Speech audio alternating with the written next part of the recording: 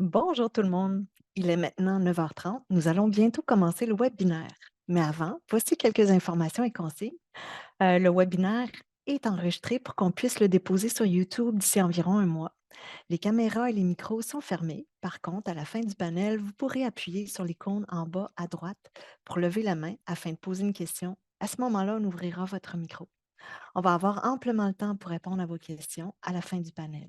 Par contre, si jamais il vous vient une interrogation au cours du webinaire, n'hésitez pas à l'écrire dans le clavardage. Nous tenterons d'y répondre dans le clavardage même au cours de la présentation. Sinon, on le fera verbalement à la fin du panel. Donc, merci d'être là en si grand nombre. La présentation d'aujourd'hui fait suite à un webinaire donné l'an passé qui dresserait un portrait de la situation exceptionnelle que nous avions vécue en 2022, où beaucoup de virus avaient été trouvés là, dans les cultures maraîchères, on se rappelle. On pense ici aux concombres, citrouilles, courges, melons, mais aussi dans les haricots frais, les tomates, les poivrons, les cerises de terre, et j'en passe. À cause des virus, plusieurs entreprises ont eu d'importantes pertes en 2022, notamment dans l'Anaudière, en Montérégie, à Laval, au centre du Québec et dans les Laurentides. Ben, c'est le virus de la mosaïque du concombre, seul ou en combinaison avec d'autres virus qui avaient été trouvés dans la majorité des échantillons reçus au laboratoire d'expertise et de diagnostic en phytoprotection du MAPAC. Ici, cette diapositive montre le nombre anormalement élevé de cas d'échantillons positifs au CMV reçus au laboratoire de diagnostic en 2022.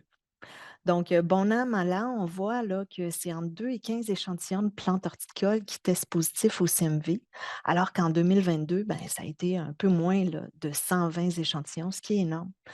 Euh, Puis des échantillons de toutes sortes qui ont été testés au CMV. On le voit là, dans la deuxième diapositive, toujours du laboratoire de diagnostic. Ça montre le grand nombre de cultures maraîchères qui ont eu des échantillons contenant le virus de la mosaïque du concombre. Fait que je peux vous dire que les gens du laboratoire de diagnostic ont été vraiment très, très, très occupés. Donc, autre fait inusité en 2022, à partir de la mi-juillet, avant même d'observer les virus au champ, plusieurs conseillers avaient rapporté de fortes populations de pucerons ailés dans plusieurs cultures maraîchères, dont les cucurbitacées. Puis après, le rap grande culture, autour de la fin juillet, dénombrait des quantités de pucerons records dans le soya, nécessitant dans de nombreuses régions des pulvérisations insecticides dans les champs de soya. Puis les plus vieux d'entre nous, hein, dont moi, ont vite fait un lien avec l'année 2007, où cette année-là, un scénario vraiment très, très similaire avait été observé. Des pucerons ailés dans des cultures de cucurbitacées, plus des très fortes populations de pucerons du soya dans le soya. Puis au bilan, ben, beaucoup de virus dans les courges, les citrouilles des régions de la Montérégie, Montréal, Laval, Lanaudière et les Laurentides en fin de saison 2007. Donc, le graphique ici montre la similitude entre les populations de pucerons du soya dans le soya en 2007 et 2022. On voit là, la courbe grise, c'est celle de 2007, alors que celle de 2022, c'est la courbe rouge. Toutes les deux là, ont eu des populations de pucerons qui atteignaient là, les 700 par plan autour de la fin juillet. Donc, c'est beaucoup considérant que le seuil d'alerte est de 250, qui indique là, qu'on doit faire un suivi très, très serré des populations aux 2-3 jours. Donc, pour comprendre vraiment le phénomène qui a mené à tant de plants virosés en 2022 et tenter de trouver des moyens de lutte préventive, la direction de la phytoprotection du MAPAC a mis en place depuis l'automne 2022 un groupe de travail dont le but aujourd'hui est de vous présenter les résultats préliminaires des observations et des essais mis en place en 2023. On sait que, bon, 2023, ça n'a pas été hyper propice aux pucerons, mais on a eu bien d'autres problèmes, entre autres l'excès d'eau, là. Mais on a quand même des résultats intéressants à vous présenter. Les chercheurs impliqués sont Sébastien Bockel et Sandra Flores-Méja du Centre de recherche sur les grains, donc le sérum, et leur équipe, ainsi que Geneviève Labrie du Centre de recherche agroalimentaire de Mirabel, le CRAM. C'est Mélissa Gagnon, conseillère en production maraîchère au MAPAC pour Montréal, Laval, Lanaudière, qui vous présentera les résultats du CRAM, en l'absence de Geneviève Labrie. Antoine Diane, phytopathologiste au LEDP, répondra à plusieurs de vos questions dans le clavardage. Je partagerai l'animation avec ma collègue Mélissa Gagnon. Mon nom est Isabelle Couture et je suis conseillère également en production maraîchère au MAPAC en Montérégie. Donc, vous voyez tout le beau monde qui est là pour qu'on puisse vous accompagner. Donc, Sébastien, toi qui as fait ton doctorat au niveau des pucerons, peux-tu nous confirmer qu'il y a bel et bien un lien là, entre la présence des virus et celle des pucerons? Bonjour à tous. Ben oui, effectivement, les pucerons sont impliqués dans la transmission de virus. Donc, on va voir un petit peu. Les pucerons sont des ennemis des cultures et ils sont distribués mondialement. On compte à peu près 4700 espèces, parmi lesquelles 450 sont des ennemis naturels des cultures et 250 peuvent transmettre des virus. Alors, on va avoir deux types de dommages qui vont se passer avec les pucerons. On va avoir les dommages directs qui, eux, vont être induits par l'alimentation des pucerons et par le dépôt de miella, la sécrétion en fait d'excès de sucre par les pucerons sur les feuilles, qui va faire un développement de fumagine. Et ça va causer en fait des dérégulations physiologiques et potentiellement conduire à des pertes de rendement. Mais les plus gros dommages en lien avec les pucerons, c'est principalement la transmission de virus. Donc, ce sont des vecteurs de virus. Alors, on distingue deux modes de dispersion des virus. On va avoir les virus persistants et les virus non persistants. Les virus persistants, eux, vont être acquis quand le puceron va aller s'alimenter dans la sève des plantes. Donc, l'acquisition et l'inoculation va demander de longues minutes à de longues heures pour que le puceron puisse acquérir les particules virales et pouvoir les transmettre aux plantes. En général, on a un temps de latence qui dure de quelques heures à quelques jours. Donc, le puceron va devenir vecteur que quelques jours après. Et la rétention des particules virales dans le puceron sont très longues. On parle de quelques jours à toute une vie. À l'inverse, les virus non persistants, pardon, les espèces qui vont être responsables, comme c'est une relation très spécifique, le puceron doit se nourrir sur la plante. Il va y avoir vraiment que quelques pucerons qui vont pouvoir transmettre ce virus puisqu'il faut qu'ils s'alimentent sur la plante. À l'inverse, on va avoir un deuxième type de virus qu'on appelle les virus non persistants, qui eux vont être acquis dès l'instant que le puceron va piquer la plante. Le puceron en général va goûter la plante et c'est pendant ces piqûres gustatives que le puceron va pouvoir acquérir les particules virales. Donc là, on parle d'acquisition et d'inoculation qui sont très brèves lors des piqûres gustatives. On n'a aucun temps de latence, c'est-à-dire dès que le puceron pique une plante virosée et qu'il repique une plante saine, il est capable de le transmettre immédiatement. Et la rétention, par contre, est assez brève. On parle de quelques minutes à maximum quelques heures. Donc, c'est une transmission qui s'effectue très rapidement. Les espèces qui vont être responsables de la transmission de ces virus non persistants, ça va être potentiellement toutes les espèces de pucerons qui volent et qui vont atterrir sur les plantes virosées, puis qui vont se déplacer sur les autres plantes. Donc, potentiellement, c'est un nombre très important d'espèces qui peuvent être responsables. Alors, pourquoi les pucerons sont-ils de bons vecteurs? D'une part, le potentiel de multiplication, on a une reproduction clonale. Donc, comme on peut voir sur l'image, il n'y a pas d'œufs qui sont déposés. C'est vraiment des petits qui sont formés immédiatement et les temps de génération sont très courts. On a de nombreuses générations, 10 à 15 pour différentes espèces, tout au long de la saison de croissance. Par ailleurs, on a des formes aptères et ailées. Et les formes ailées, en fait, vont permettre de coloniser et de changer de plante tout au long de la saison.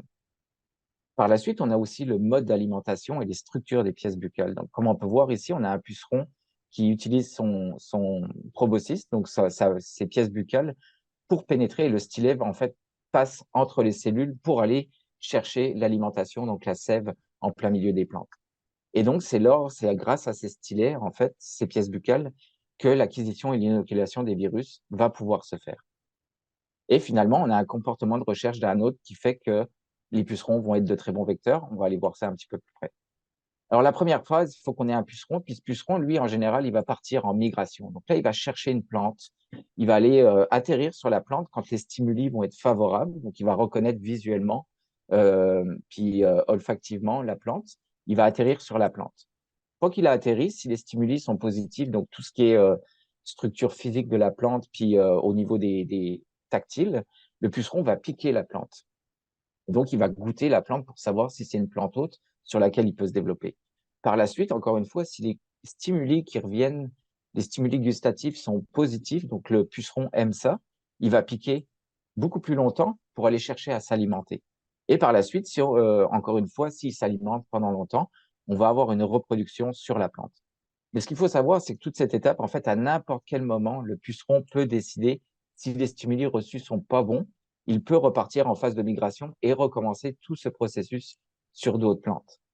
Et donc, la transmission des virus non persistants s'effectue pendant la phase de piqûre gustative, donc quand le puceron va goûter la plante, alors que les virus persistants, qui eux vont être plus durs à acquérir, vont s'acquérir ou s'inoculer pendant la phase d'alimentation. Et c'est pourquoi le nombre de pucerons est plus restreint pour ce type de transmission.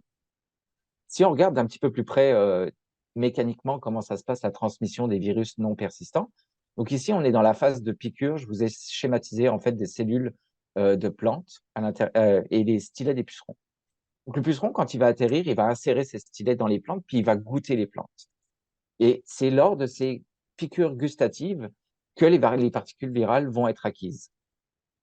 Donc si on regarde d'un petit peu plus près, le puceron, quand il va pénétrer dans la cellule, il va saliver à l'intérieur de la cellule et ensuite il va goûter la plante. Donc il va aspirer une petite partie de la cellule et à ce même moment, on va avoir les particules virales qui vont venir s'accrocher au bout du stylet. Le puceron goûte, il n'aime pas la plante, il va retirer son stylet, il va repartir en migration, aller sur une plante saine avec les particules virales et va recommencer le même processus. Il va insérer, goûter les plantes. Quand il va goûter, il va encore une fois saliver dans la plante, ce qui va flusher les particules virales dans la cellule et on va avoir le virus qui va se développer dans la plante saine, qui va devenir une plante affectée par la suite. Alors nous, une des questions que je me suis posée en fait pendant mon doctorat, c'est de savoir si toutes les espèces de pucerons avaient la même capacité de comportement pour la transmission des pucerons. Donc ce qu'on a fait, on a fait une petite boîte avec 2 plantes dedans et on a déposé différentes espèces qui étaient colonisatrices de la plante ou non colonisatrices de la plante et on regardait les choix après 48 heures. Qu'on a fait aussi après ces 48 heures, on a pris les 2 plantes pour lesquelles on faisait des colorations et on était capable en fait d'aller regarder les gaines salivaires. Donc c'est-à-dire quand le puceron insère ses stylets dans la plante, il va saliver un petit peu et on était capable de colorer ces gaines et donc de prouver si le puceron avait visité une plante ou les 2 plantes et de voir justement les mouvements entre les plantes. Donc si on regarde en vert à gauche, on voit les pucerons colonisateurs. Dans ce cas-ci, c'était au niveau de la pomme de terre, donc on parle des pucerons colonisateurs de la pomme de terre.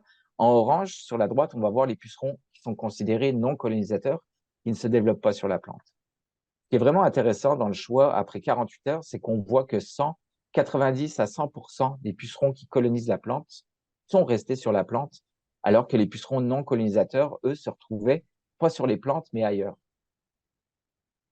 Donc ça, c'est la première chose, c'est de voir que les pucerons colonisateurs, eux, vont trouver une plante, vont rester sur la plante, alors que les non-colonisateurs vont tendance à repartir toujours en migration. Mais la chose la plus intéressante, c'était de savoir s'ils avaient visité une ou 2 plantes. Donc quand on regarde la visite sur une plante, la présence de gaines salivaires en fait dans une des plantes, on voit que ça soit un puceron colonisateur ou 100% d'au moins une plante a été visitée, mais les pucerons non colonisateurs ont visité autant de plantes, au moins une plante. Mais fait intéressant, c'est que les pucerons colonisateurs n'ont pas visité les 2 plantes, alors que les pucerons non colonisateurs, eux, comme c'était pas leur plante hôte, ont bougé entre les plantes, donc ils ont visité beaucoup plus de plantes et donc potentiellement, si on avait eu du virus, transmettre ce virus à différentes plantes. Alors maintenant, c'est bien beau de savoir que les pucerons non colonisateurs bougent beaucoup, peuvent transmettre les virus, mais est-ce qu'ils sont capables d'acquérir les particules virales puis de les transmettre? Donc là, on a fait des tests de transmission en laboratoire. On a pris des pucerons, on les a posés sur des plantes virosées, puis par la suite, on les a déplacés sur des plantes saines et on regardait si les particules virales étaient présentes dans la nouvelle plante saine. Et au final, on s'est rendu compte que la plupart des espèces qu'on avait testées en laboratoire étaient capables de transmettre le virus. Et il y a une autre étude importante qu'on a fait aussi, c'était d'étudier la présence de virus non persistants directement dans les pièces buccales des pucerons. Ce qu'on faisait, c'est qu'on mettait des pièges-bols jaunes dans des champs. On laissait capturer les pucerons. On allait récolter 2 fois par semaine les pucerons. Ensuite, on faisait des dissections des pièces buccales, des stylets, et on faisait des PCR pour déterminer si oui ou non il y avait présence de virus. Et en fait, on s'est rendu compte que 65 espèces de pucerons étaient porteuses de virus, quand bien même elles ne colonisent pas la plante en question. Donc là, ça soulève que potentiellement toutes les espèces de pucerons sont des vecteurs de virus non persistants. Alors, si on récapitule un petit peu tout ce qu'on vient de voir, les pucerons colonisateurs, eux, ils atterrissent sur les plantes, ils vont faire des piqûres gustatives, ils vont goûter la plante pour savoir si elle leur plaît. Par contre, ils vont aller plus loin, ça leur plaît, ils vont aller s'alimenter, donc ils vont rester, et ils vont pas faire de mouvement entre les plantes. Donc là, on va parler d'un comportement qui est plutôt sédentaire, qui va être accentué par l'alimentation, puisqu'ils veulent s'alimenter et se reproduire sur cette plante. À l'inverse, les pucerons non colonisateurs, eux, vont atterrir sur les plantes, ils vont goûter les plantes pour voir si c'est une bonne plante hôte. Par contre, ils aiment pas, donc ils vont pas aller s'alimenter. Eux, ce qu'ils vont faire, c'est qu'ils vont repartir tout de suite sur d'autres plantes Ils vont recommencer ce processus jusqu'à ce qu'ils trouvent la bonne plante hôte. Donc là, on va avoir un comportement dit agité, parce qu'ils vont bouger beaucoup, qui va favoriser la transmission des virus non persistants. Si on replace tout ça dans un champ, donc là, je vous ai juste schématisé un champ de cucurbitacées puis des cultures annexes sur le côté du blé et du soya. Les pucerons non colonisateurs, eux, admettons qu'ils arrivent, il y a une source de virus, ils vont le prendre, ils vont goûter les plantes, ils vont pas aimer, mais ils vont transmettre le virus. Donc potentiellement, on va avoir beaucoup de transmission qui va se faire dans le champ jusqu'à ce qu'ils atteignent une plante hôte sur laquelle ils vont pouvoir rester et se développer. Si on prend un puceron colonisateur comme le puceron du melon, par exemple, lui va pouvoir se charger aussi s'il tombe sur une plante hôte. Par contre, il va le transmettre à une plante, puisqu'il va s'arrêter, il va s'alimenter, il va juste se multiplier. Donc, le potentiel de transmission des virus par les pucerons non colonisateurs est beaucoup moins grand que par des pucerons non colonisateurs. Et ça va être d'autant plus accentué quand on a des très, très grandes envolées, parce qu'on va avoir de plus en plus de pucerons non colonisateurs potentiellement qui vont passer. Et donc, ça pourrait expliquer pourquoi certaines années, quand on a énormément de pucerons, on va se retrouver avec beaucoup de problèmes de virus en fin de saison. Justement, Sébastien, on s'est beaucoup avancé à savoir qu'il y avait des fortes chances que les responsables de la transmission de virus en 2007 puis en 2022 soient le puceron de soya. Avez-vous fait des observations en 2023 en ce sens? Puis avez-vous des indices qui nous permettent vraiment là, de mettre le doigt sur le coupable? Non, c'est une excellente question. En fait, donc on a suite au problème de 2022, on a initié un projet en 2023. On n'a pas été capable de répondre cette année parce qu'on avait des très faibles quantités de pucerons dans les Mmh. champs en 2023.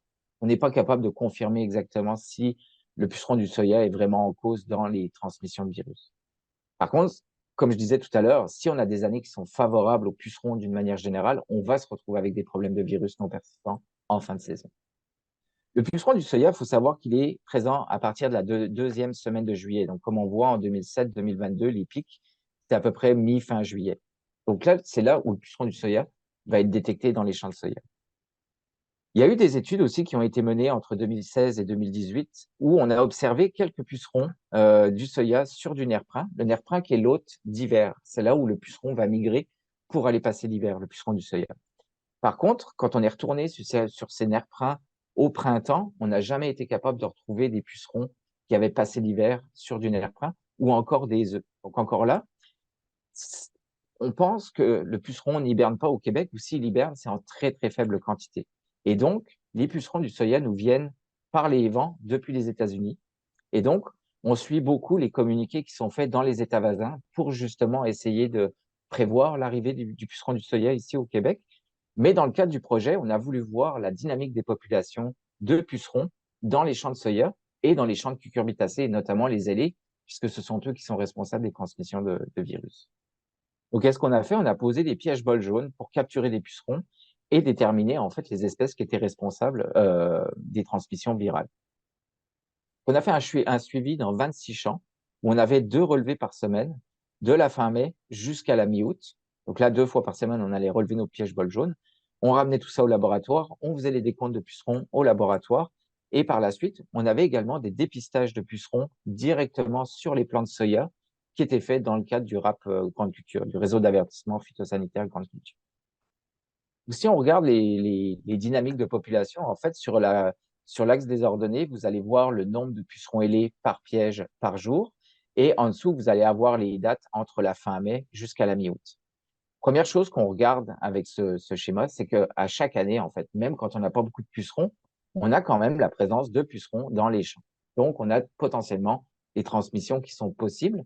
Et quand on n'a pas beaucoup de densité de pucerons, les transmissions vont être relativement faibles. Par la suite, là, ici, ça vous montre la dynamique de population de toutes les espèces confondues.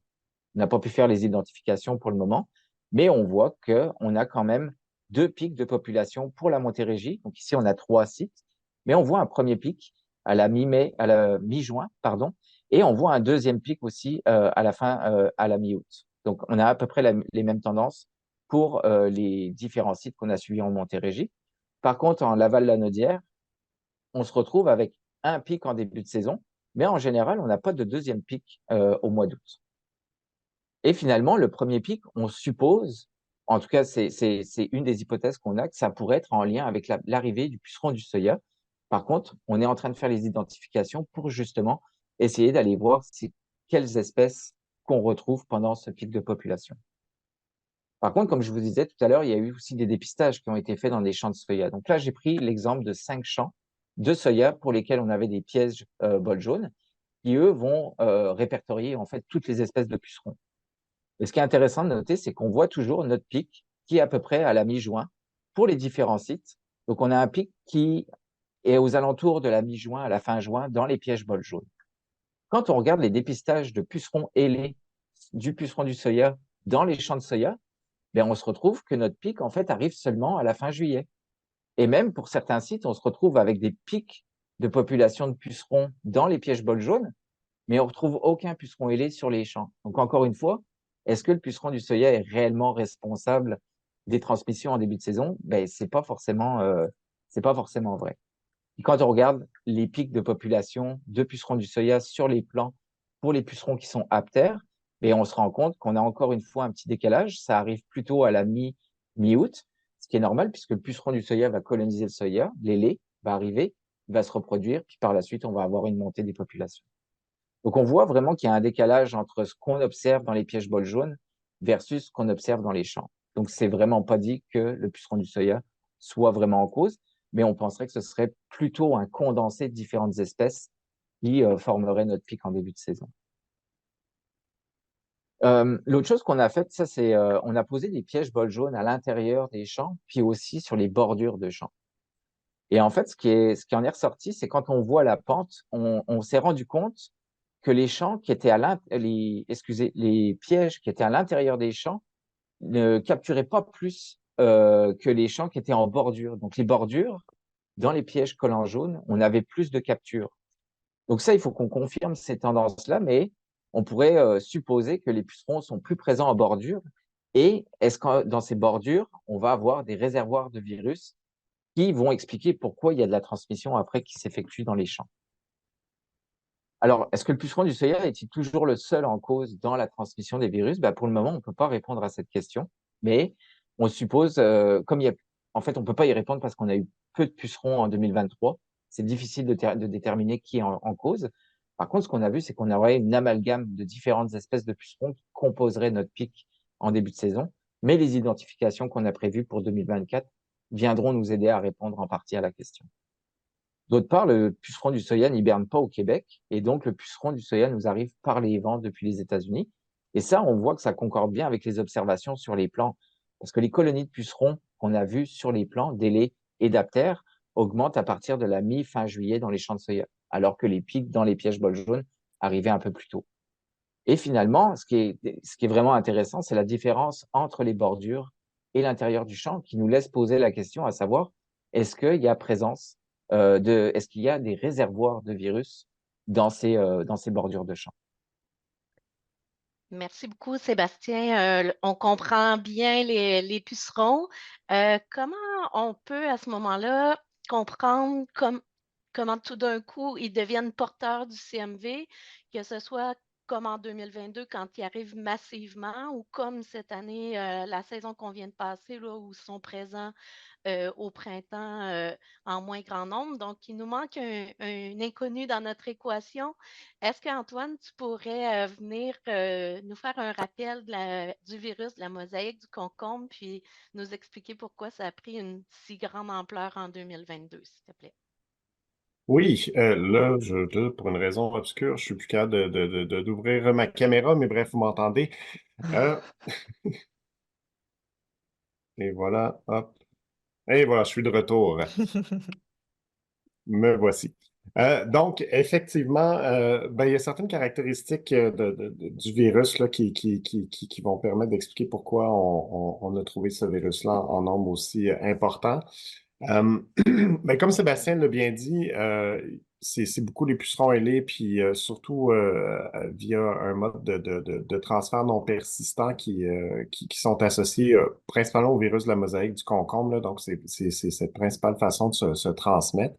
Par contre, le mode de transmission non persistant, donc les virus, ils sont pas présents chez les pucerons pendant très longtemps. Sébastien l'a bien dit, ils sont là pendant quelques minutes, voire quelques heures. Donc, on suspecte que lorsque les pucerons vont arriver dans une parcelle, ben, normalement, ils n'auront pas de virus ou une charge virale très, très faible.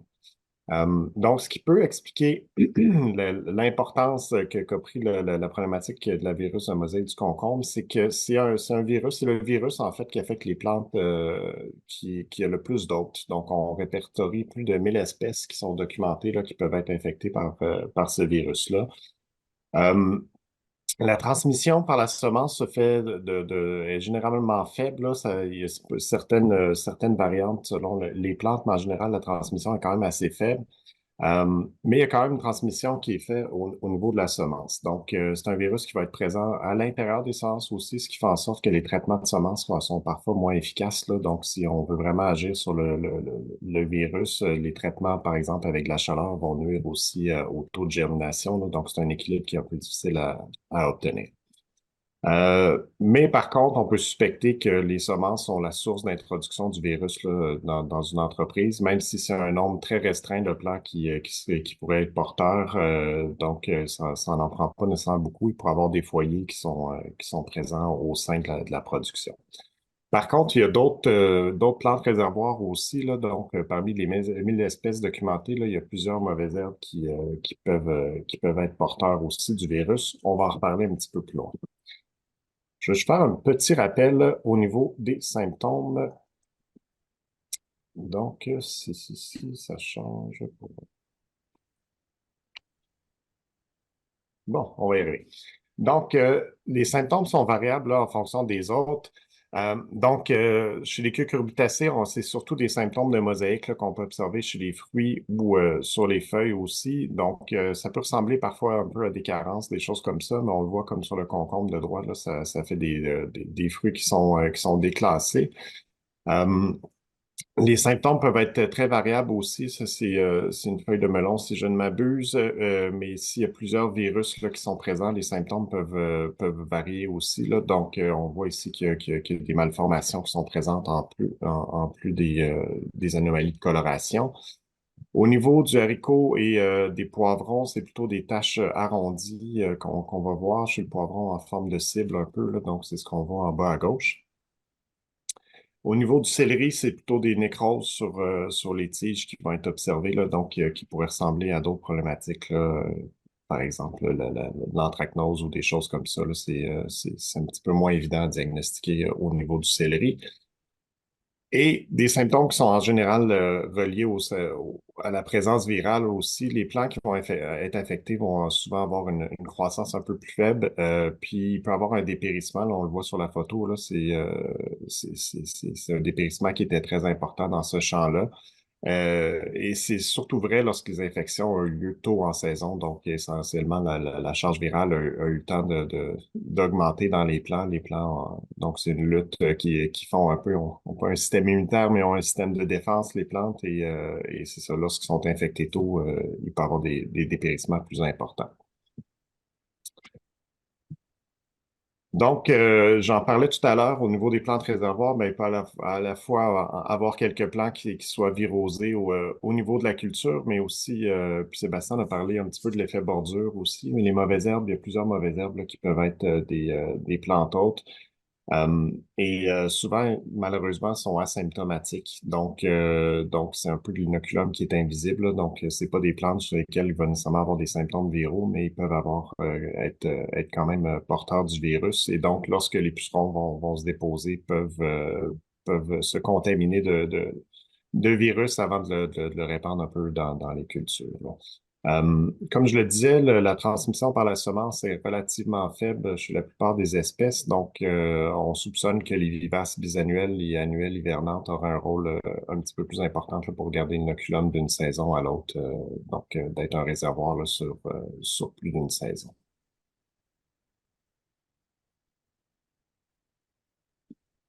Et donc, maintenant qu'on a parlé des pucerons et qu'on a parlé du virus en tant que tel, du virus de la mosaïque du concombre, ben, je vais céder la parole à Sandra qui va nous parler justement du rôle des mauvaises herbes, donc, comment elles peuvent interagir dans ce trio-là. Et merci beaucoup, Antoine. En effet, les mauvaises herbes peuvent quand même être un réservoir de virus. Comme Antoine le disait, ben, les virus est quand même très cosmopolite. Il peut y avoir plusieurs espèces qui sont hôtes, entre autres des mauvaises herbes. Mais on se pose toujours la question, lesquelles de ces plantes hôtes, autres que les cultures qui sont cultivées, sont présentes au Québec? Donc, dans ce projet parallèle, en fait, nous avons réalisé un inventaire de mauvaises herbes en Montérégie en 2021 et 2023. Dans cet inventaire, en fait, nous avons échantillonné 43 cultures, presque 430 champs, puis on a trouvé dans l'ensemble 365 espèces différentes de mauvaises herbes qui ont été identifiées. Si on fait un sous-échantillon de cultures en cucurbitacées, en fait, nous avons seulement échantillonné 5 champs, mais on a quand même trouvé 98 espèces différentes. Ces espèces différentes, en fait, il y avait quand même des plantes qui sont dans le champ, c'est normal, mais on avait surtout trouvé beaucoup d'espèces qui sont dans la bordure. Donc, encore une fois, le rôle de la bordure devient un peu comme intéressant à regarder à ce qui nous concerne. 38 espèces, en fait, étaient présentes autant dans le champ comme dans la bordure. Puis, si on regarde parmi ces 98 espèces, les plus abondantes étaient quand même plusieurs espèces, mais parmi les 10 les plus abondantes, on regarde encore une fois que les taux d'infestation ou le taux de présence dans la bordure est quand même assez très élevé. C'est ce qui, encore une fois, relève le rôle potentiel de la bordure. Mais la question, c'est est-ce qu'il y a des mauvaises herbes qui sont des hôtes connus du CMV parmi ces espèces? Bon, si on regarde juste au premier clin d'œil, oui, on a plusieurs de ces espèces qui sont déjà des hôtes connus pour le CMV. Si on regarde la liste complète de ces espèces, en fait, on trouve qu'au total, il y a déjà 28 espèces en Montérégie qui sont répertoriées comme des hôtes connus du CMV. Mais on se pose toujours la question, bon, elles sont des hôtes connus, mais est-ce que les plantes sont infectées? Puis, est-ce qu'ils sont des autres réservoirs de virus? Ça veut dire, est-ce qu'ils sont infectés? Est-ce qu'ils sont infectés au début de saison? Sont infectés à la fin de la saison? Sont elles-mêmes un réservoir? Puis aussi, est-ce qu'elles sont elles des refuges pour les pucerons, notamment les pucerons de soya, ou non? Donc, pour cela, on avait créé un volet de projet, c'était précisément fait pour répondre à cette question. Entre autres, c'était pour vraiment identifier les principales plantes hôtes qui sont des réservoirs de virus alentour des champs qui sont infestés et déterminer si cette plante peut servir comme un inoculum pour la transmission virale. Pour ce faire, en fait, nous avons ciblé des espèces à dépister. Donc, on s'est vraiment concentré surtout sur les espèces vivaces et biannuelles qui sont dans les bordures, soit que ce soit des hôtes connus ou non du CMV. On a recoupé une liste, puis on a trouvé à peu près 106 espèces différentes qui ont été ciblées pour faire ce dépistage, incluant le nerfront, que c'est l'hôte primaire du puceron du soya. Par la suite, nous allons aller dépister les mauvaises herbes en début de saison, précisément pour déterminer la présence du CMV avant que les envolées de pucerons arrivent, et déterminer également si les pucerons sont déjà présents sur les plantes, donc est-ce que ça sert de réservoir pour les pucerons. Comme Sébastien puis Antoine en avait déjà parlé un peu, les envolées des pucerons de soya arrivent des États-Unis, mais pendant leur migration, ils ne portent pas, on soupçonne fortement qu'ils ne portent pas de virus. C'est pour ça qu'on est vraiment intéressé à savoir si les mauvaises herbes annuelles ou vivaces sont elles-mêmes déjà des hôtes ou sources de contamination pour les virus. Puis finalement, le troisième volet, c'était aller se concentrer pour faire le dépistage dans des fermes qui ont été fortement affectées avec le CMV en 2022. Donc, on soupçonnerait que les plantes ou les bordures, s'ils sont infectés, pourraient avoir la présence du virus déjà. Et on s'est concentré pour faire le dépistage dans les 3 régions qui étaient les plus affectées, soit Laval, la Naudière et Montérégie. Bon, ce qui concernant le dépistage, on est allé tôt en saison, soit entre le 6 mai et le 12 juin 2023. Dans chacun des champs, on avait marché autour des champs pour faire le dépistage exclusivement en bordure de champs. Dans chaque champ, on avait marché pour avoir dépisté un total de 10 stations de dépistage. Dans chaque station, on avait observé les 5 espèces vivaces ou biannuelles les plus abondantes. Puis, on avait vérifié si les pucerons étaient déjà présents dans les plantes qui étaient dans cette station de dépistage. Par la suite, on avait fait des prises d'échantillons de feuilles, précisément pour déterminer la présence du virus. Donc, on avait pris 2 feuilles pour chaque plante, pour chaque espèce qui était ciblée. Une moitié des plantes était envoyée au sérum pour faire le test de dépistage et l'autre moitié était envoyée au LDP pour également faire une double vérification des résultats. La vérification pour les CMV, c'est quand même assez simple. Bon, qu'est-ce qu'il faut faire? C'est simplement, on fait faire des tests d'immunostrip qui, en fait, se ressemblent beaucoup aux tests de la COVID que la plupart d'entre nous, il a fallu qu'on fasse dans les dernières années. Qu'est-ce qu'il faut faire? C'est simplement, tu prends la feuille, tu vas la écraser dans un sachet déjà préfourni par les tests. Tu vas ajouter un liquide qui va faire une réaction et tu vas inclure une bandelette qui va toucher le liquide. Tu laisses simplement les bandelettes s'imbiber de ce liquide. Puis, si le virus est présent, il va apparaître une ligne, un peu comme dans les tests COVID qu'on avait fait à la maison. Donc, si le virus est présent, on va voir simplement les contrôles et les résultats de la plante. Donc, nous avons fait 750 tests de tous ces échantillons au sérum. Puis, aux autres 750, on était envoyés au LDP pour faire une contre-validation des résultats. Bon, c'est quoi finalement ces résultats? En total, on avait observé un total de 85 espèces différentes dans les champs qui ont été dépistés. Donc, 19 n'étaient même pas dans notre liste originale. De cette 85 espèces, les plus fréquemment observées, c'était entre autres le pissenlit, la bêche jargeau, la verte d'or et la prêle des champs. Puis, parmi ces espèces, en fait, 26 sont déjà des hôtes connus du CMV, particulièrement le pissenlit puis la berge d'or. Pour les autres espèces, soit qu'il n'y a pas encore de résultats connus ou des déclarations connues, ou simplement on ne sait pas si c'est capable ou non d'être hôte connu. Mais la question, c'est est-ce que les plantes sont infectées? Bon, suite au résultat de notre test immunostrip, on a observé que seulement de les 750 échantillons qu'on avait pris, seulement 4 espèces ont été positives au test immunostrip, pas seulement 4 espèces, seulement 4 échantillons qui étaient positifs au virus. Les 4 espèces étaient la roripe de marais, le trèfle blanc, la chilée millefeuille et la valériane officinale. De ces 4 espèces, seulement 2 étaient déjà des hôtes connus ou déclarés dans le monde. Puis, en fait, la chilée millefeuille et la valériane officinale, elles-mêmes n'étaient jamais été déclarées, mais il y a des espèces voisines ou très proches qui étaient déjà des hôtes connus ou que les infections avaient été capables d'être faites en laboratoire. Donc, ça reste quand même à un certain point d'une première mention. Mais maintenant, en fait, dans tout notre dépistage, nous n'avons vu aucune puceron, ni de puceron de soja, ni aucune autre espèce. C'est qu'à un certain point, c'est encourageant, savoir qu'au moins, ce n'est pas de recevoir du puceron de soja. Mais il faut quand même noter que le puceron de soja, quand même, c'est une espèce qui est quand même assez très limitée avec les plantes de hôtes connues. Et comme Sébastien l'avait mentionné, son hôte primaire, en fait, c'est le nerpran, donc il y a plusieurs espèces au Québec. Mais il est quand même capable, il y a des autres espèces qui sont des hôtes alternatives, principalement dans la famille des fabacées, principalement au Québec, sont présents les soja et les trèfles blancs. Donc, on va vraiment se concentrer parce qu'en fait, toutes les autres plantes hôtes, la plupart d'entre elles sont seulement présentes en Asie. Donc, si on parle du puceron de soja, bon, est-ce qu'on peut toujours penser que c'est lui le méchant qui va venir infecter? Bon, on ne sait pas nécessairement trop, précisément à cause de la spécificité du puceron de soja par rapport aux mauvaises herbes qu'on avait trouvées.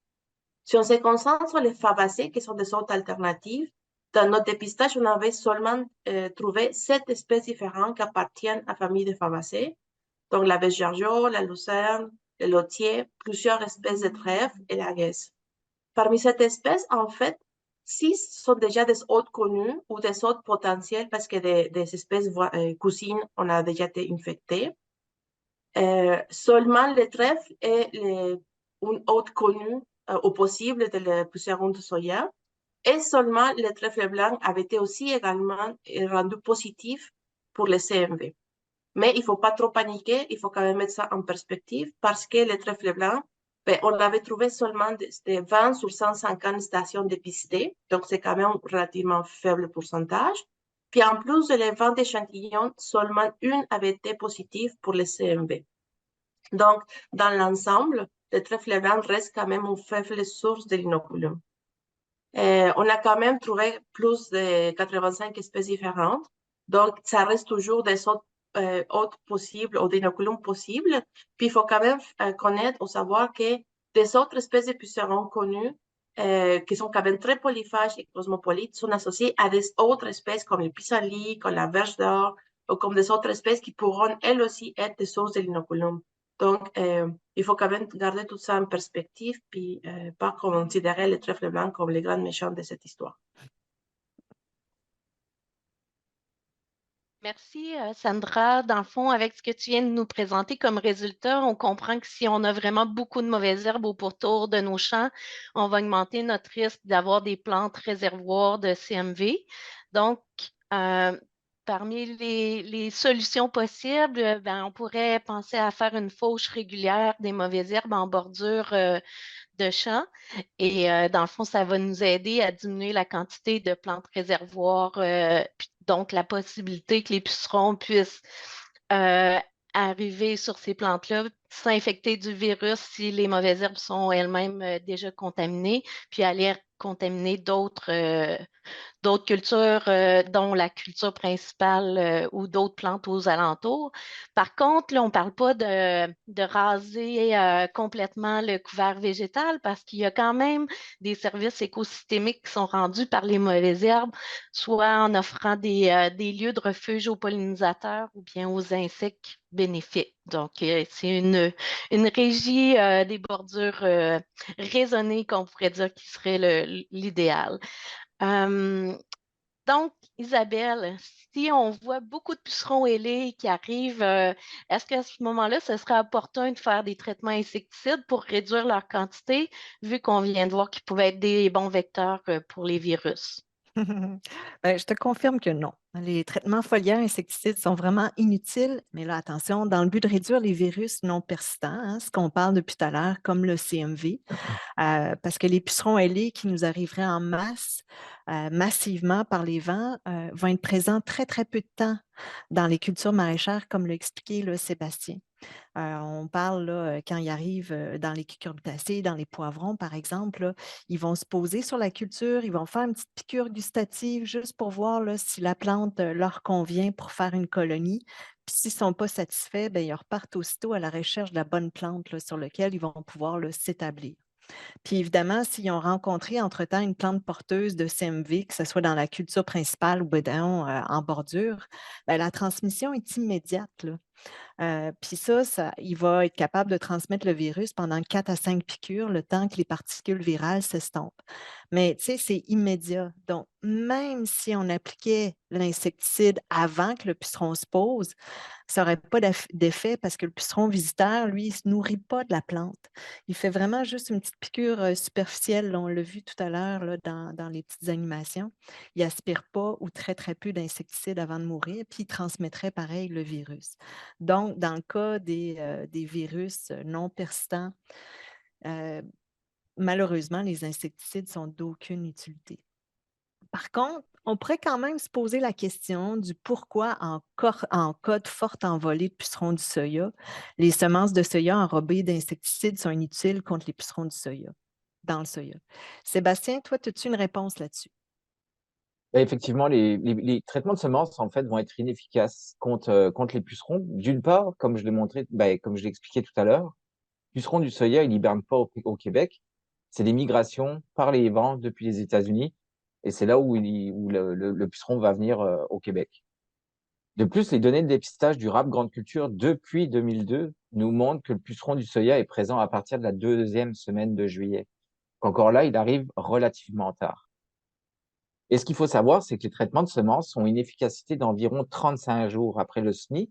Donc, si on prend un soya qui est semé aux alentours de la mi-mai, fin mai, 35 jours après, on va se retrouver au stade V2, puis la quantité de molécules de matière active en fait à l'intérieur des plants va décroître tout au long de la croissance. Et au final, on a vu aussi que début juillet, en fait, à début août, on va seulement avoir notre pic de population et on se rend compte que les quantités de matière active sont inexistantes en fait dans les plantes pour avoir un impact sur le puceron du soya dans la mesure où il nous arrive depuis les États-Unis. Donc c'est ça, les concentrations en matière active dans les plants de soya sont négligeables lors de l'arrivée du puceron du soya. Ben, merci Sébastien. Par contre, il y a certainement des moyens préventifs dans le maraîcher qui pourraient avoir une certaine efficacité à déjouer les pucerons ou à réduire la transmission de virus. Mélissa, en absence de Geneviève, là, peux-tu nous dire en quoi ont consisté ces essais en 2023?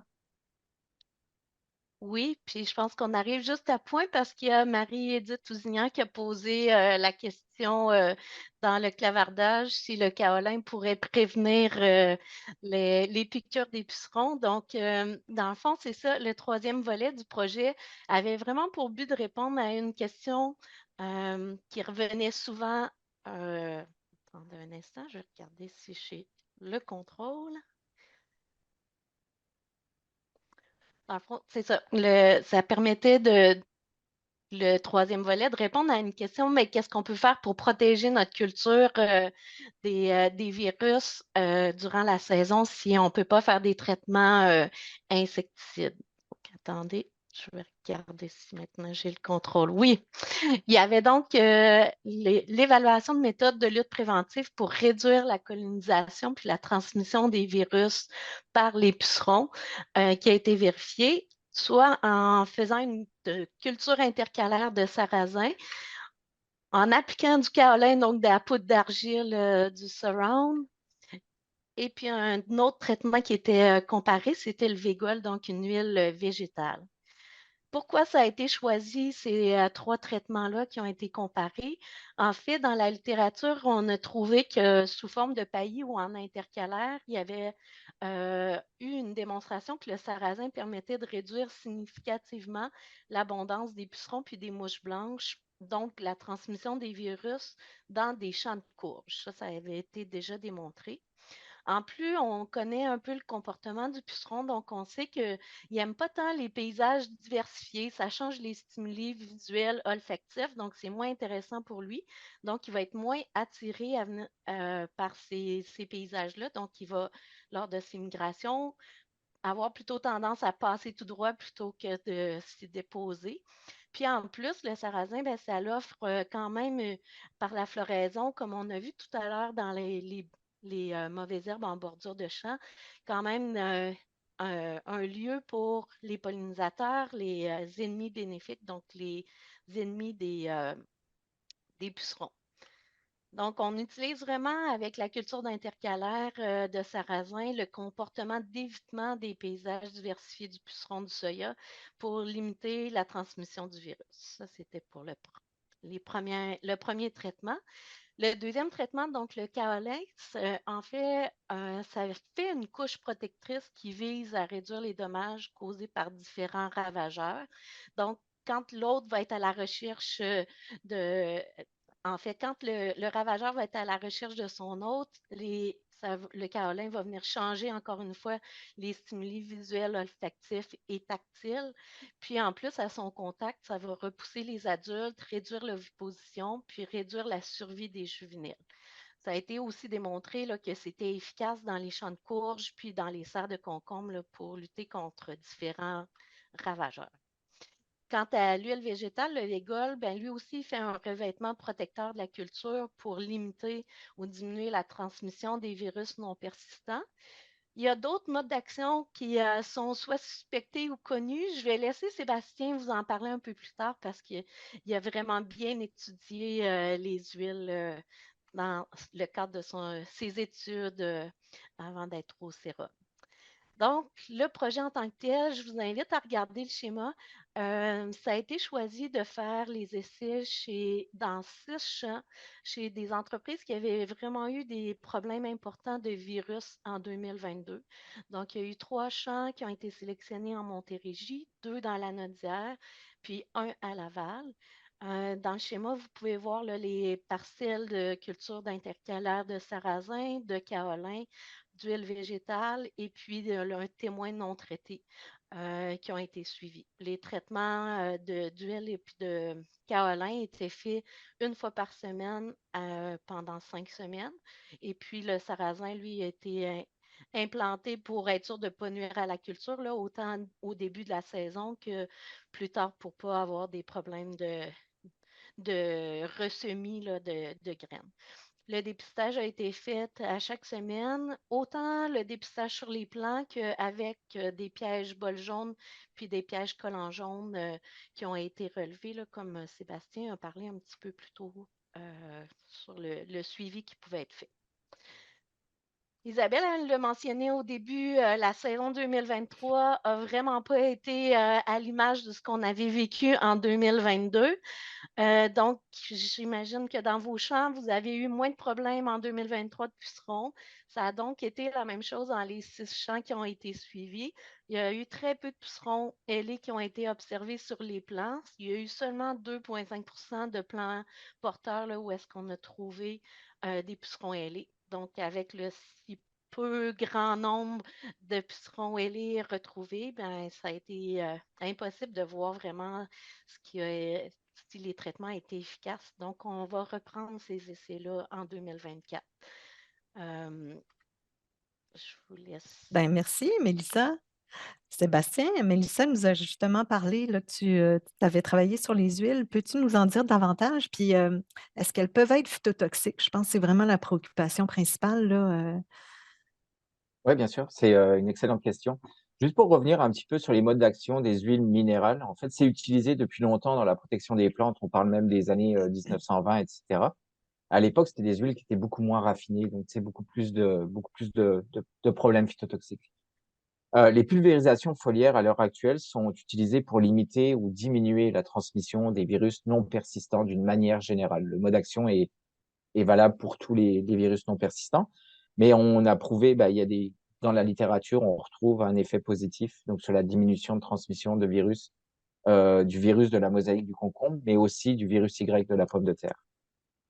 Et actuellement, en fait, dans les champs de semences de pommes de terre, c'est le seul traitement qui permet la production de semences de l'eau certifiées avec très, très peu de virus. Et donc, ça prévient de manière très efficace la transmission du virus non persistant, du virus Y de la pomme de terre. Par contre, on a très peu d'informations qui sont disponibles quant à leur efficacité dans la gestion du virus de la mosaïque du concombre dans les cultures maraîchères. Alors, au niveau du mode d'action, pour y revenir, on a peu de choses qui sont connues. Par contre, il y a énormément d'hypothèses qui ont été émises. La première, c'est qu'il y aurait un effet insecticide sur le puceron en lui-même, ce qui réduirait les densités de pucerons. Et il y a des études qui ont montré que ça pouvait modifier le comportement des pucerons. Par contre, ça n'affecte pas significativement le comportement de piqûre et le comportement d'alimentation. Encore une fois, on va modifier le comportement peut-être à bouger sur les plantes, mais pas de piquer. Là, potentiellement, on aurait toujours des transmissions de virus. Par contre, il y a des études qui ont montré qu'on avait une inhibition de l'acquisition. Donc, on réduisait l'acquisition du virus et on réduisait l'inoculation du virus. Donc là, ça, ce serait un des gros modes d'action qui expliquerait pourquoi les huiles minérales sont efficaces, puisqu'elles réduisent l'acquisition et la transmission de virus. Finalement, on a aussi montré qu'il y avait une inhibition du développement du virus. Donc, quand bien même le puceron arriverait à injecter le virus dans la plante, il y a une réduction du mouvement dans la plante. Donc, la plante prend plus de temps avant de venir à une nouvelle source d'inoculum pour les autres pucerons qui arriveraient par la suite pour acquérir. Et finalement, une des grandes questions, en fait, c'est de savoir la phytotoxicité des huiles minérales. Donc, nous, on a voulu vérifier cette année en champ, en conditions de champ, etc., sur une courge poivrée. En fait, on a choisi une courge poivrée. On a utilisé 2 huiles, une huile végétale qui est le Végol et une huile minérale qui est le Sofoil X. Et donc, on a utilisé 2 doses. La dose recommandée par le commercial, par l'étiquette.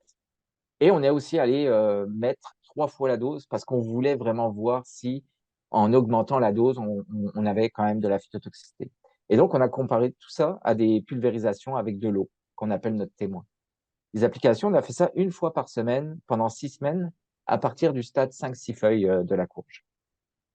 Et donc, 6 jours après l'application, on revenait et on choisissait 10 plantes sur lesquelles on prenait une feuille en photo et qu'on passait dans un logiciel pour voir si oui ou non on avait de la phytotoxicité. Donc, si on regarde les résultats avec l'huile minérale, sur la gauche, on voit notre contrôle qui a été pulvérisé 6 fois avec de l'eau à chaque semaine. Donc, on voit très, très peu, il y a pas de phytotoxicité. Ce qui est intéressant, c'est quand on regarde l'huile minérale à la dose, donc 15 litres à l'hectare, on se retrouve avec aucune phytotoxicité. Et même quand on monte à la dose, 3 fois la dose, on se retrouve avec très, très peu de phytotoxicité. En fait, le logiciel qu'on a utilisé nous ressort moins de 1% de phytotoxicité. Je veux souligner que ça, c'est des photos qui ont été prises le 23 août, après 5 applications. Donc, on a eu quand même 5 applications répétées une fois par semaine. Et là, on n'a toujours pas, en fait, de phytotoxicité. Si on regarde avec les huiles végétales, encore une fois, on a notre contrôle sur la gauche. Et sur la droite, on va avoir la dose 3 fois. Mais on voit qu'on n'a pas de différence significative. Puis que, on va avoir un taux de phytotoxicité qui va être inférieur à 1%. Même chose, les photos ont été prises le 23 août après 5 applications. Encore une fois, pas de stress avec l'huile minérale, il y a pas de phytotoxicité. C'est déjà homologué dans les cultures, là, en passant dans les cucurbitacées, là, mais on n'a pas testé la dose 3 fois comme Sébastien a fait. Exact.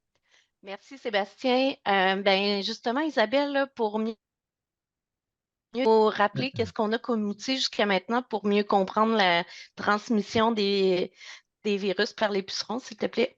Ben oui, merci. On en a plusieurs quand même disponibles sur AgriRéseau. On a d'abord la fiche technique qui explique vraiment là, de fond en comble les différents modes de transmission des virus par les pucerons, puis les interactions avec les pucerons visiteurs, les plantes réservoirs, les virus, un peu ce dont on parle là, aujourd'hui. Il y a aussi le bulletin des variétés maraîchères qui ont des tolérances ou des gènes de résistance au CMV. Ça a été fait là, je pense, il y a 1 an, mais c'est d'après les catalogues. On a vraiment extrait toute l'information pour plusieurs groupes de cultures. Donc, ça peut être intéressant là, si vous voulez faire du préventif de ce côté-là par la sélection de semences. Il y a également le bulletin qui rappelle pourquoi justement les enrobages insecticides de semences contre le puceron du soya sont inutiles. Puis finalement, il y a un scénarimage qui est en cours de réalisation, qui va être disponible bientôt sur AgriRéseau. Un scénarimage, c'est vraiment super intéressant. Je ne connaissais pas ça avant que les gens du Sérum en parlent, là, parce qu'ils en ont déjà fait un sur la chrysomèle du maïs. C'est un peu comme une bande dessinée animée dans le but de vulgariser les concepts. Puis ici, ça serait vraiment le rôle des plantes réservoirs, les virus, les pucerons. Fait que ça s'en vient, ça va être pas mal le fun. C'est très, très court aussi. Donc, puis pour ce qui est du groupe de travail, Sébastien, ça va être quoi les suites à donner en 2024? Alors, c'est ça, le projet, en fait, a été financé par le MAPAC pour 2 ans. Donc, la première année, c'était 2023, la deuxième année, 2024. Donc, on va continuer notre étude pour 2024. On souhaite poursuivre le suivi des pucerons pour une deuxième et dernière année, en fait, avec nos pièges bols jaunes, voir les dynamiques de population dans les champs de soya, dans les champs de cucurbitacées, pousser l'identification vraiment à l'espèce dans la mesure où c'est possible pour mettre en cause ou écarter le puceron du soya dans la transmission des virus. Par contre, si on n'a pas de grande envolée, on ne pourra pas répondre avec certitude, mais au moins, on va avoir des identifications qui vont nous permettre quand même de savoir quelles sont les espèces majoritaires ou le groupe d'espèces majoritaires qu'on va retrouver dans nos différents pays. On souhaite poursuivre les expériences sur les méthodes de lutte alternatives. Donc là, on va réessayer encore une fois en 2024. Ça, c'est dans le but de... moi, j'aimerais répliquer les tests de phytotoxicité une deuxième année parce que, tu sais, on veut être sûr vraiment qu'il y a zéro problème de phytotoxicité. Et en fait, le fait de continuer à travailler sur ces méthodes de lutte alternative, c'est vraiment de viser à offrir des moyens de lutte en cas de grande envolée. Tu sais, on sait que quand on n'a pas beaucoup de pucerons, en général, on va avoir très peu de problèmes ou des problèmes qui sont gérables. Par contre, quand on a des grandes envolées, c'est vrai que là, on a besoin d'outiller les producteurs pour justement se protéger contre ces transmissions de virus. Et finalement, on veut vraiment valider l'efficacité des huiles minérales et ou végétales à réduire la transmission du virus de la mosaïque du concombre. Donc ça va être fait en laboratoire. On va avoir des sources de plantes infectées. On a un élevage de pucerons, on va poser nos pucerons dessus. Puis par la suite, on va les mettre sur des plantes saines qui auront été traitées avec de l'eau ou avec de l'huile. Puis on va faire des tests moléculaires pour savoir si le virus est présent dans les plantes. Ça va nous permettre de voir le taux de réduction en fait qu'offre l'huile minérale ou l'huile végétale dans la transmission des virus. Et aussi Si on peut, on aimerait faire cette expérience en champ dans la mesure où on aura une pression de puceron qui sera suffisante pour valider l'efficacité de l'huile minérale au champ. Ben écoute, merci Sébastien. Fait que c'est peut-être dommage pour vos essais, mais heureusement que les fortes envolées pucerons ailés ne sont pas annuelles, puis ils restent malheureusement imprévisibles, là. Donc, la transmission de virus, c'est évidemment pas exclusif aux pucerons du soya. On l'a vu qu'en année normale, plusieurs pucerons ailés peuvent se retrouver en bordure de champ. Puis qu'en présence de mauvaises herbes vivaces et bisannuelles, qui peuvent être des réservoirs au CMV, les pucerons ailés peuvent faire des piqûres gustatives sur ces mauvaises herbes et ensuite sur la culture principale, ce qui explique pourquoi même en année normale, là, on peut trouver quelques plants virosés dans les champs. Donc, une fauche ponctuelle des mauvaises herbes ponctuelles en bordure de champ peut aider à diminuer le risque de transmission de virus, mais il ne faut pas virer fou. Là, on l'a vu avec les essais de Sandra, là, qu'il n'y en a pas tant que ça. Là. L'inoculum est quand même très, très dilué. Mais ce qui est vraiment le plus important encore, là, c'est que si vous dépistez des plants symptomatiques de virus, surtout en début de saison, il faut vraiment les arracher rapidement pour qu'ils ne deviennent pas là, des plantes réservoirs eux-mêmes. On a vu aussi avec ce qu'a fait Geneviève et puis Sébastien, l'huile de pulvérisation, qu'elle soit minérale ou végétale, n'est pas toxique, puis pourrait s'avérer utile en forte présence de pucerons ailés pour diminuer aussi le risque de transmission de virus, hein. C'est ce qui est fait au moins au niveau de la pomme de terre dans d'autres types de virus non persistants. Là, on parle de pommes de terre de semences, puis ça s'avère efficace. Le kaolin, lui, ne nuit pas à la photosynthèse. D'autres essais seront mis en place pour voir si les risques de virus sont atténués avec ce produit. Puis, évidemment, en cas de forte envolée de pucerons ailés nous venant des États-Unis, ben, les traitements insecticides foliaires sont inutiles. Car s'il y a des plantes réservoirs, la transmission du virus, là, elle se fait vraiment très, très rapidement aux plantes cultivées. Donc, ça serait pas mal tout.